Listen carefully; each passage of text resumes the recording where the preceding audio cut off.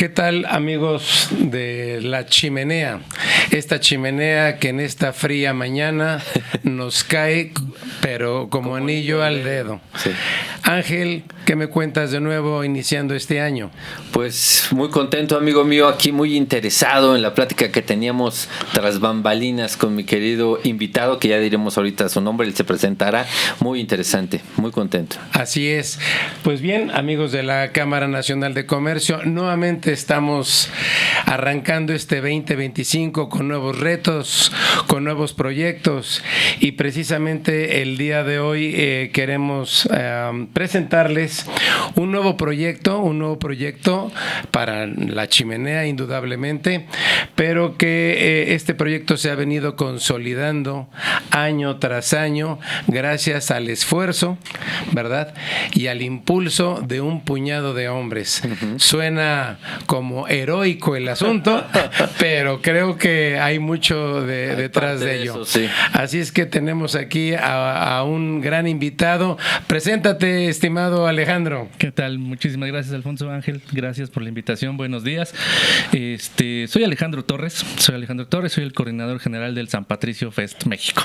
Excelente. Suena muy interesante el poder tener a alguien que ha venido trabajando sobre un espectáculo viviente, un espectáculo rodante o un espectáculo que se goza desde el centro de Coyoacán hasta las inmediaciones del Museo Nacional de las Intervenciones. ¿Qué te parece esta entrevista, Ángel? Fíjate que es una entrevista que ya tenía ganas que se diera, porque el año pasado, no sé si recuerdas, nos vimos allá. Y yo llegué al final allá a las inmediaciones del museo. Me perdí toda la parte pues la marcha, ¿no? Pero me quedé con una grata experiencia, una grata sensación, porque la gente es muy participativa. La gente pone no solo su tiempo, sino se disfraza, se hace. Había clanes urbanos de todo tipo, y bueno, yo sí me quedé con las ganas de preguntarle a alguien, bueno, ¿esto qué, no? Pues ¿desde cuándo? ¿Cómo? Y a eso viene nuestro querido amigo Ali. Muy bien, Alejandro, pues ya estamos aquí. Tú nos vas a platicar de todo ello y vamos a poner el contexto de San Patricio. ¿Qué te parece si arrancamos por ahí? ¿Quién es San Patricio? ¿Dónde se ubica en la historia? Danos un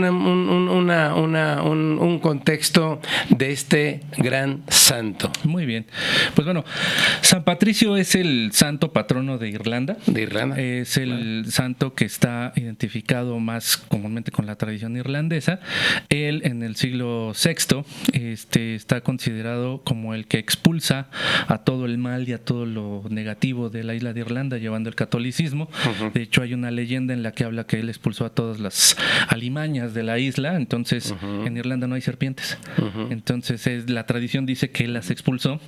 Él no era irlandés, de nacimiento era galés. Tiene una historia muy interesante ahí en la que lo venden de niño a unos piratas y acaba navegando por el mundo, y cuando se convierte al catolicismo regresa, evangeliza toda la parte de Irlanda y se convierte en esta figura mítica para los irlandeses, y que pues en la tradición los irlandeses lo toman como su fiesta principal. Curiosamente se celebra el día de su muerte, no de su nacimiento, que es el 17 de marzo. Entonces es la fiesta principal de los irlandeses, ¿no? Es una fiesta principalmente católica, pero ya desde hace unos años para acá, concretamente a partir de finales del siglo XIX, principios del siglo XX, se empiezan a realizar estos festivales, empezando por Irlanda, pero también los irlandeses que se riegan por el mundo, sobre todo en el siglo XIX, después de la gran hambruna de Irlanda. Se riegan mucho, llegan muchos a Estados Unidos y ahí se empiezan a involucrar en diferentes asociaciones. Por eso en la policía y en los bomberos de Estados Unidos hay muchos descendientes de irlandeses. Ese fue el primer trabajo que empezaron a hacer estos migrantes, y empiezan a hacer sus fiestas, y entonces empiezan a celebrar el día de su santo patrono, y de ahí empieza a crecer esto. Y bueno, de ahí no propiamente por esto llega a México, pero sí llega con una serie de migrantes también, que son son los famosos del batallón de San Patricio. Estos soldados principalmente irlandeses que llegan a México con el ejército norteamericano durante la guerra de intervención del 46 al 48. Y estando en México desertan del ejército norteamericano y se pasan del lado mexicano. Ahí es donde ya se forman como tal, como el batallón de San Patricio. Como les decía, principalmente son irlandeses, pero ya se sabe que había de otro tipo de nacionalidades. Había holandeses, alemanes, italianos, hasta un español por ahí también andaba en el batallón de San Patricio. Y bueno, a raíz de eso tenemos una muy grande comunicación, digamos, un gran agradecimiento al pueblo irlandés. Ese es el más significativo porque en el convento de Churubusco es donde tienen ellos su última acción de guerra, en la batalla del 20 de agosto de 1847. Así es. Y bueno, ahí es su última acción de guerra en donde la mayoría pues muere y los que no son tomados prisioneros, que al final de cuentas la guerra pues se pierde y ellos, la mayoría, los que tienen que ser ejecutados por traidores, se los llevan a la plaza de San Jacinto, que ahí es donde son ejecutados los demás. La historia cuenta que los ejecutan un 13 de septiembre mientras están viendo que desde ahí se alcanzaba a ver el castillo de Chapultepec y mientras están viendo cómo se hizo la bandera norteamericana, a ellos los están colgando. Entonces es una cuestión terrible, también triste, etcétera, pero digamos que ese es un vínculo muy interesante de nosotros los mexicanos con los irlandeses, pero no es el único. No es el único. Sí tenemos por ahí con dos personajes principalmente, que uno es Juan O'Donoghue. Don Juan O'Donoghue, que es quien firma la independencia para México de España, pero que originalmente su nombre es O'Donoghue. De ahí viene su castellanización a O'Donoghue. Y también en el siglo XVIII un personaje muy interesante que es William Lampard o Guillaume de Lampard, que es un irlandés que trata de hacer los primeros intentos de independencia de México. No lo logra, lo ejecutan, lo meten preso, se les escapa, lo vuelven a agarrar y lo quema la Inquisición. Bueno, la Inquisición no, el gobierno civil, pero el homenaje que le hace el gobierno mexicano está en la columna de la independencia. Ahí en la columna. Sí, así es. Adentro de la columna de la independencia está un monumento a él. Entonces hay mucha relación entre los irlandeses y los mexicanos en este sentido, y más que nada pues de esta hermandad que surge, comentándolo con varias personas, ellos mismos, los irlandeses, a veces ya estando aquí en México dicen que son los más latinos de los europeos y ellos se identifican mucho con los mexicanos, y es muy chistoso de escucharlos decir por qué. O sea, ellos se sienten muy identificados por los mexicanos porque tienen tres cosas que nos encanta igual o que las llevamos al mismo nivel. Una es nuestra religión. 2, la bebida y la comida y la fiesta. Y 3, nuestra mamá. O sea, esa cercanía que tienen y el respeto de que le cuadras a tu mamá, ellos también la viven. Entonces es muy latino y ellos se sienten muy identificados porque los mexicanos hacemos lo mismo prácticamente, ¿no? Ellos. Mi estimado Alex, nos estás contando que esta fiesta inició católicamente por el Santo Patricio. ¿Sigue siendo así? Me refiero a cada año hacen alguna misa o algo así, o ya no hacen estas cosas. Sí. De hecho, también hay incluso hasta una parroquia dedicada a San Patricio. Está por la zona de observatorio. Pero de nuestro festival, pues sí, sigue siendo básicamente el inicio, una festividad católica. Entonces se hace una misa. ¿Al inicio? Al inicio del festival, que sería el festival, digamos, tiene varias partes, pero concretamente con la misa, digamos que es previa a hacer el desfile. Entonces, por la mañana los adelantamos, después platicamos más con más partes del programa, pero el domingo que se realiza el festival, a las 10 de la mañana se hace una misa en la parroquia San Juan Bautista en Coyoacán, en honor a San Patricio, y después de esa misa comienza el desfile. ¿Qué tal? Muy interesante. Qué interesante ver esta fusión de culturas, sobre todo porque aquí en México tenemos todo un mestizaje entre España y México, ¿no? Pero aquí otra zona europea se vino a involucrar a raíz de toda esta cuestión de los inmigrantes, ¿no? Entonces, qué interesante y qué enriquecedor es cuando una cultura se acerca a otra y le empieza a coquetear, ¿no? Sí. Y empezamos a obtener una serie de fiestas patronales, los barrios se incentivan con una serie pues de fiestas, de actividades, ¿no? Música, danza, que precisamente eso es lo que está rescatando el festival. Y bien, platícanos, como también para tener una idea, ¿cuándo arranca, en qué año arranca el festival? Porque no arrancó precisamente en la alcaldía Coyoacán, arrancó en otra alcaldía. ¿Cómo se desarrolló en esta alcaldía y qué los llevó a trasladarse a un sitio que detonaría totalmente, exponencialmente la actividad? Porque pues qué mejor que sea en Coyoacán, que es donde está el Museo de las Intervenciones, claro, que fue donde ahí estuvieron los del Batallón de San Patricio. Claro que sí. Mira, el festival inicia en el año 2015, tiene su primera edición en el 2015. Esta iniciativa, pues como bien lo dices, de particulares, con la intención de hacer algo de conmemoración, de festejo, pero estos particulares pues ya tenían el conocimiento y la participación en grupos artísticos que tenían en común las gaitas, ¿no? Eran maestros gaiteros que se dedicaban a hacer música en bandas de gaitas y pues desean hacer algo que no se hacía hasta entonces en México, que es un festival como este Día de San Patricio, que como decía, ya se hace en muchas partes del mundo, entonces faltaba aquí, y lo más que se hacía en algún momento, algunas administraciones lo habían hecho, era iluminar de verde algunos monumentos, y eso era todo, ¿no? La iniciativa va de no solamente compartir la cultura o la música, que era básicamente lo que se hacía en ese momento, sino también de involucrar, como bien dice, a la comunidad que estaba cerca del lugar donde se desarrolló, que esto era en la colonia Condesa, concretamente en la zona donde están los negocios, en la calle de Tamaulipas. Y entonces ahí hay varios lugares que tenían esta temática, tipo pop, tipo irlandés.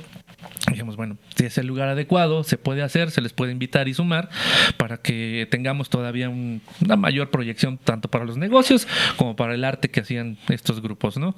Y se hace ese desfile precisamente para que vaya público hacia allá, y se hacía un pequeño evento en el Parque España para que hubiera ahí música y danza y que la gente pues conviviera, ¿no? Ese es el inicio como tal. Sin embargo, era más bien un enfoque muy llevado a la parte esta comercial de la zona, específicamente de los bares. La música ya era como el plus, era un extra, no era la finalidad principal. Administraciones van, administraciones vienen. Todas las cosas que se hacen en este país y sobre todo en la parte de cultura, si no cuentan con un apoyo de parte de alguna institución gubernamental, es muy difícil que se sostengan porque necesitan también muchos recursos. En este caso, la alcaldía Cuauhtémoc pues no vio mucho interés en este asunto y el apoyo fue muy poco.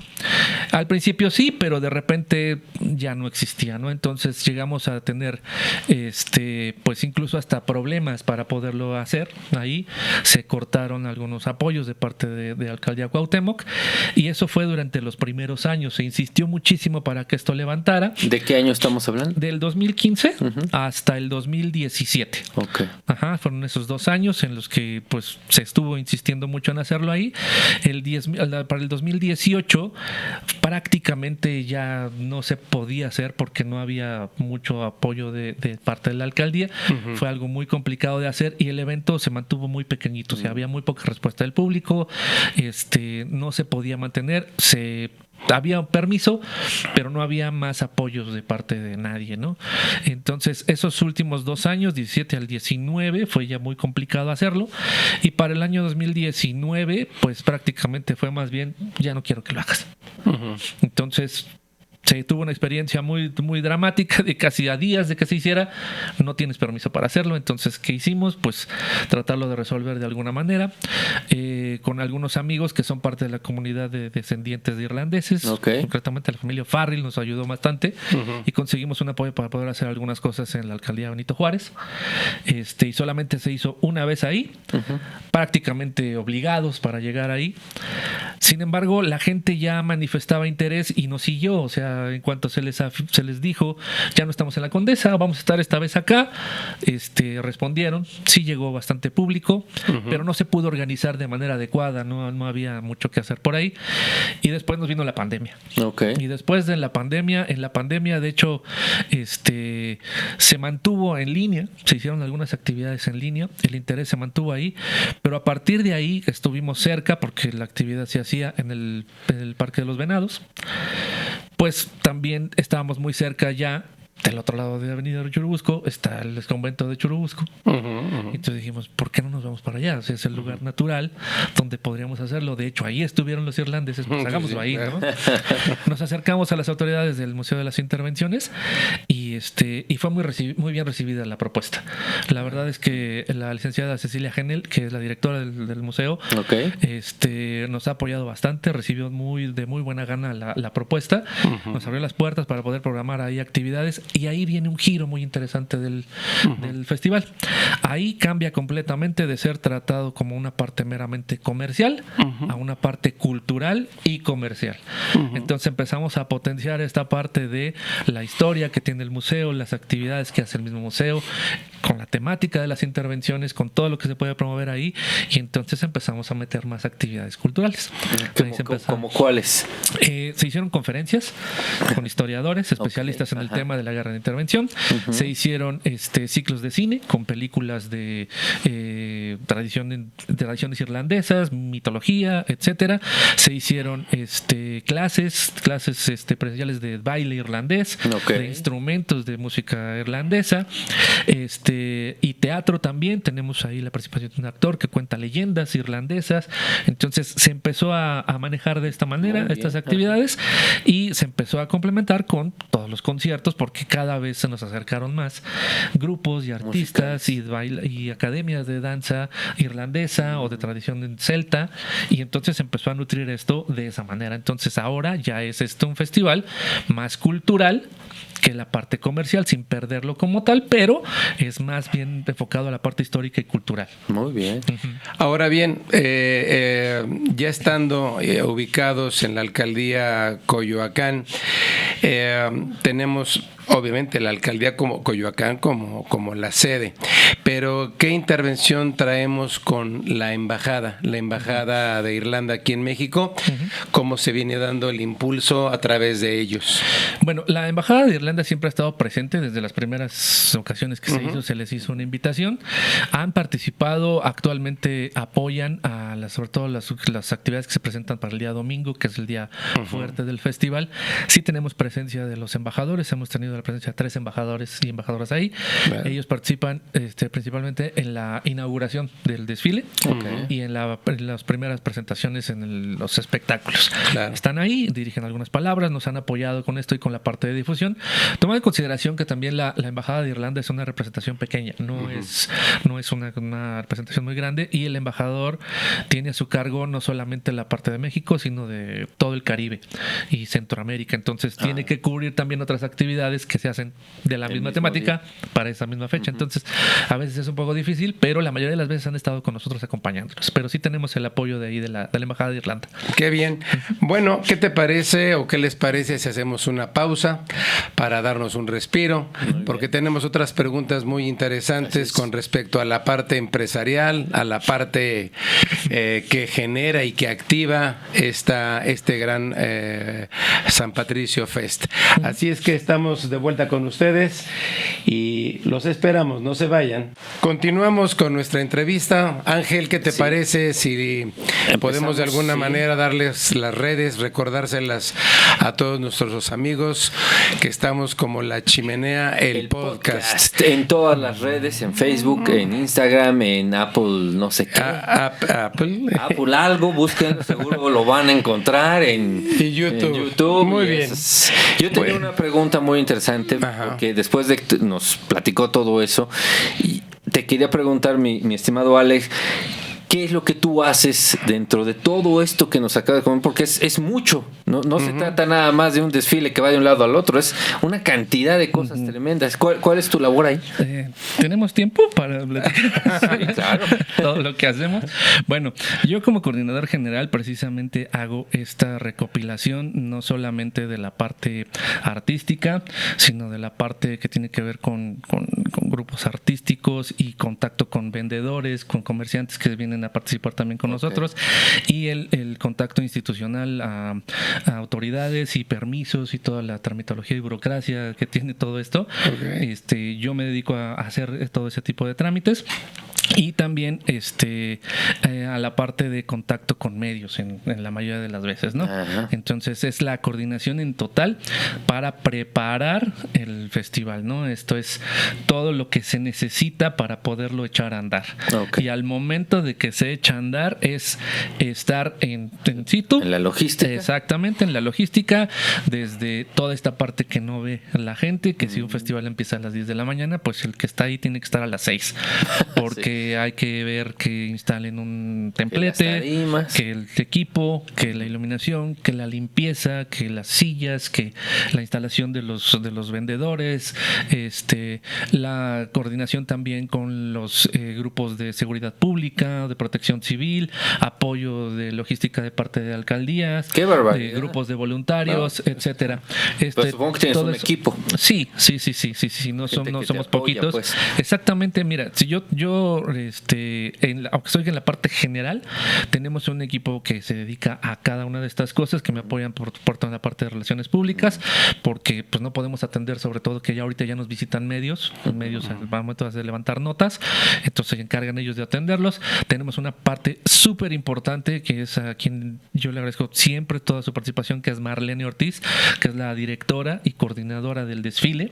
Ella se encarga específicamente de ver cómo va la distribución de todos los contingentes, el acomodo de el registro de cada uno de ellos, la coordinación de voluntarios, el echarlo a andar y que se desarrolle durante el trayecto en tiempo y forma. Todo eso lo realiza una persona. Ella tiene también su grupo de voluntarios a quien ella coordina. Y es una parte importantísima porque el festival se nutre mucho de la gente que va viendo todo eso pasar y se acerca al evento, ¿no? Entonces somos varios. En la parte de dirección en la dirección del festival está Marco Cordero, que es la dirección general. Yo estoy abajo de él, digamos que en ese escalafón, en la coordinación general. María Rubio, que se encarga de las relaciones públicas, y en la parte de diseño y comunicación gráfica está en la dirección de esa parte Daniel Sanabria, junto con Sergio Galván, que ellos se encargan de toda esta parte gráfica. Entonces somos todo un equipo que además se coordina con otros equipos muy similares de parte de alcaldía o de parte de museos o de parte de instituciones que nos colaboran, y entonces coordinamos todo eso. Toda esa coordinación, esa es parte de mi trabajo. Eso es todo lo ¿Qué te parece si nos das algunos números interesantes? Yo recuerdo haber hecho el desfile, yo hice el recorrido, es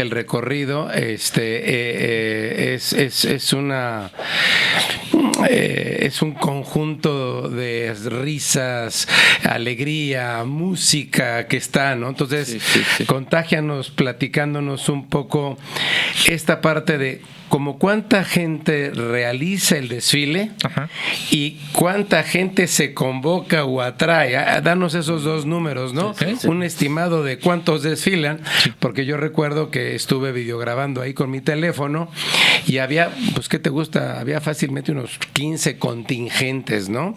Platícanos de alguno de estos contingentes y danos los números de como te lo pido, porque es muy importante que la gente que nos escuche se dé cuenta que tiene un impacto importante en nuestra sociedad, ¿no? Conversabas al respecto de las personas que asisten y que llevan a cabo el desfile. En el último festival, el año pasado, tuvimos 25 contingentes. Son 25 contingentes diferentes en un total de cerca de 600 participantes que van desfilando. desfilando. Ajá. Número más, número menos, Sí, porque a la claro, mera hora no llegan todos los que se registran. Más o menos como qué agrupaciones van, Ajá. que van ahí y se van acomodando, pues, ¿no? Ok, tenemos principalmente la banda de gaitas de la Ciudad de México, que es la banda representativa de el festival como tal. También tenemos presencia de unas bandas de guerra militares, de escuelas. La Nueva Historia se llama la más grande. También tenemos un contingente pet friendly, que es el más numeroso, que llevan a puros perritos, que es muy llamativo porque pues todos van disfrazados, todos van vestidos de duendecitos. Perritos. Sí. También tenemos... Este año te prometo que voy a llevar a mi perro Hachi. Genial. tráetelo. Ahora sí lleva uno más. Exacto, sí. También tenemos escuelas de danza, como la Escuela de Danza Innisfree, como la Academia de Danza McWarren. También participa en la Ilustrísima Orden de San Patricio, que es un grupo que se dedica a labor social y trabajo comunitario. Y tenemos diferentes escuelas de danza y de música. También participa con nosotros un contingente de la embajada. También van algunos representantes de la embajada. Entonces son muchos, son muy variados. Vamos, no tienen que ser incluso que tengan que ver algo con Irlanda o con la cultura celta. Cualquiera que pueda desfilar, que quiera desfilar, adelante. Se inscriben y se les da un lugar. Exactamente, en el continente. Entonces es muy variado. La única condicionante pues es que vayan vestidos de verde, naranjo, blanco, que son los colores de Irlanda, algo alusivo al desfile o al día, y pueden desfilar sin ningún problema. Y en cuanto al público, que nos acompaña, pues es variable, porque bueno, el recorrido es aproximadamente de 1 kilómetro. Es 1 kilómetro. 1 kilómetro, un poquito más de 1 kilómetro. No es tan grande, pero por la cantidad de gente se hacen aproximadamente 1 hora. Y el público que se convoca al desfile, de los que nos acompañan al desfile, estamos hablando de aproximadamente ahorita de unas 2,000, 2,500 personas. Sí, right. Pero cuando llegamos a la explanada del Museo de las Intervenciones, ya hay gente esperando. Entonces ya están ahí porque está el escenario ya puesto, etcétera, ya está el mercadillo instalado, entonces ya tenemos público ahí. El público ya en flotante que hemos calculado por la asistencia general de los días de evento, estamos hablando de 5,000 personas aproximadamente ya ahorita. Se ha disparado bastante. Al principio teníamos menos de 1,500, pero después de las 2 últimas ediciones se ha duplicado. Estamos muy arriba de esto y para este año estamos esperando pasarle a las 6,000. Entonces sí se llega bastante. Fíjate que la vez pasada que fui, el año pasado, me di cuenta que este mercadillo que nos comentas, hay varios puestos de comida. Te quería preguntar, ¿hay algunos en particular que vendan cierta comida relacionada con Irlanda? Porque bueno, en México la comida nos es basta, ¿no? Pero alguno que sea relacionado con comida irlandesa. Para este año sí. No sé. Para este año sí. Lo curioso es que nosotros abrimos una convocatoria, porque también eso es interesante. No estamos seleccionando específicamente a quienes queremos que vengan. Abrimos una convocatoria para que cualquier persona que quiera participar y colaborar en el mercadillo se apunte. Vemos que sigan una cierta temática para que esté todo dentro de lo mismo. Es un acuerdo también que tuvimos con el Museo de las Intervenciones, porque a pesar de que está fuera de las intervenciones el mercadillo, pues se quiere mantener esta parte cultural y que tenga todo relacionado, ¿no? Entonces sí se maneja pues qué tipo de mercancía es, que esté acorde a esto. Y en cuanto a los alimentos, curiosamente ha habido poco acercamiento de alguien que produzca este tipo de cosas, pero para este año sí va a haber. Sí va a haber alguna comida. Un avance de eso. Ok, va a haber fish and chips. Y va a haber potaje irlandés, que es una especie como de pozole, digamos, una cosa así, y algunas bebidas por ahí también que tenemos. Ahora, también vamos a aclarar esto. El festival, por lo general, está relacionado en todas partes del mundo con el alcohol, con la cerveza verde, con el whisky, etcétera. Pero nosotros aquí estamos en vía pública, y entonces por reglamento no podemos ofrecer bebidas alcohólicas, nada más. Esa es la única limitante que tenemos para estar relacionados directamente con un festival, como en cualquier otra parte del mundo. Ahora, en cuanto a los alimentos, pues los mexicanos comemos de todo. Entonces, realmente realmente aquí cuando llegábamos a ofrecer, porque eso sucedió en algún momento con algunos bares en las primeras ediciones, si se ofrecía algo muy específico de Irlanda, había mucha gente que no le llamaba la atención tanto, como que buscaban alguna otra cosa que conocieran más.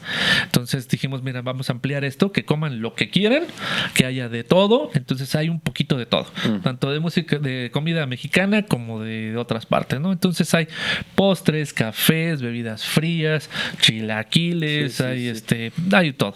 Y también participa parte de la mayordomía del lugar, o sea, del barrio de San Diego, que es donde está el Museo de las Intervenciones, y pues obviamente son comida más típica mexicana. Entonces la variedad, pues ahí está, hay muchas, sí, este año va a haber más cosas irlandesas, pero pues le estamos tratando de darle gusto a todo el mundo. Danos un avance ya para entrar a la recta final de nuestro programa. Efectivamente, ¿qué tipo de actividades van a tener? ¿A qué horas se citaría? ¿Qué días? Porque estamos hablando de que hay un día del desfile, que es el día domingo, ¿no? El día domingo. El 17 de marzo no cae en domingo, evidentemente, pero danos las fechas y danos más o menos los tiempos, ¿no? Empezando desde la misa, que ya la comentaste, pero lo retomamos para irnos de un hilito, ¿no? Ok. Bueno, de entrada les comentamos que existen ya 2 sedes donde se van a hacer actividades. Una va a ser el Museo Casa del Risco y está en San Ángel, y el otro es el Museo de las Intervenciones. Los eventos van a empezar a partir del día 9 de marzo en la Casa del Risco, donde vamos a tener clases de Tin Whistle, vamos a tener clases de danza, vamos a tener conferencias. Los horarios van a variar un poco, estamos hablando de que pueden ser entre las 12 del día y las 5 de la tarde, por los horarios del museo. Y el único día que no vamos a tener actividad va a ser el 8, vamos a arrancar un poquito después porque, pues bueno, este es el Día Internacional de la Mujer, y entonces nos corremos al siguiente día, ¿no? Y en el Museo de las Intervenciones también tendremos ciclo de conferencias, también tenemos teatro, nuevamente ahí con las leyendas irlandesas. Esos van a ser sábado y domingo previos, van a ser a las 12 del día. El Festival de Música va a ser el día sábado 15. Ese empieza a la 1:30 de la tarde. Eso va a ser afuera del Museo de las Intervenciones. Y el domingo 16 de marzo, la primera actividad que tenemos va a ser la misa a las 10 de la mañana en la parroquia San Juan Bautista. A las 11 de la mañana comienza el desfile, que sale de un costado de la parroquia. Nos van a ver, son muchísima gente, entonces no hay pierde. No hay van a llegar, pasar desapercibido. Exactamente. Y ahí va a ser de las 11 a la hora que lleguemos a la explanada del Museo de las Intervenciones. Y el festival ya de música y danza más grande va a ser a partir de la 1:30 de la tarde. Ahí en todo. Todo esto va a estar publicado en nuestras redes sociales. Principalmente va a estar en la página de Facebook, que es San Patricio Fest México. San Patricio Fest. Y así nos pueden encontrar, San Patricio Fest México, en Facebook y en Instagram. Muy bien. Perfecto. Pues qué gusto tenerte aquí, que seamos nosotros como Cámara Nacional de Comercio el impulso a estos nuevos empresarios que llegan y que, bueno, tienen una sola actividad al año, estrictamente hablando, como San Patricio Fest. El resto del año tienen una serie de actividades relacionadas a la banda de gaitas de la Ciudad de México. Pero creo que es muy importante que sepamos que gracias a esta actividad se incentiva el comercio. Se incentiva el comercio y mucha gente que está rodeando a este San Patricio Fest, pues obtiene ingresos adicionales, ¿no? Y eso es muy importante para que, digamos, los comercios se mantengan y tengan el impulso correcto. Así es que, pues qué gusto haberte tenido aquí, Alejandro Torres, coordinador general del San Patricio Fest 2025. Y bueno, pues despedimos el programa, Ángel, con algunas palabras. Saludos a nuestros colaboradores, a nuestros amigos y patrocinadores, tanto en la Cámara como aquí, los de siempre, Avalos de Arte, ¿cómo se llama aquí? Es que este es solo la chimenea, pero esto es un estudio Anzures. Estudio Anzures, que es quien nos recibe prácticamente. Exactamente, México 500, la Feria Internacional del Libro en Coyoacán. Así es que a todos ellos pues les mandamos un saludo y ya estamos muy cerca del cambio de presidencia, el cambio de toda esta situación jurídica que tenemos tenemos en la Cámara Nacional de Comercio, pero aún así le mandamos un saludo a nuestro presidente José de Jesús Rodríguez Cárdenas. Nos estamos viendo en la próxima y pues estamos cerca de ustedes en nuestras redes sociales. Así es que síganos en La Chimenea, el podcast. Nos estamos viendo, amigos. Suerte y hasta la próxima.